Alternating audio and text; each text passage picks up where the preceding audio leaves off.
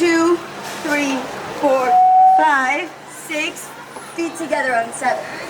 Again, I'm here on 1. Now, when you're here on 1, the walks, I want you to bring your head down a little bit and go like really aggressive.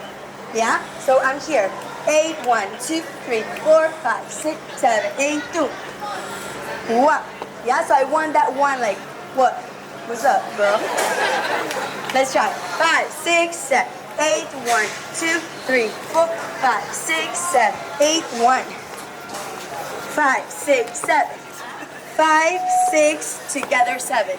And 5, 6, together 7. From here, I'm gonna plie, right? This is gonna be optional if you want to do it. If you're like, no, I don't want to die with my neck broken, don't do it. Right? So I'm here. Look at this. I'm gonna push my legs forward and my butt. Then I'm gonna keep rolling up. Once you get to the top, you're gonna contract your shoulder blades together to release your neck and come up. Now, every time you see those neck things, right? If they don't come from the back, they're hurting their neck. Yeah? So all these neck things should come from like a contraction of my shoulder blades to allow my neck to be protected, right?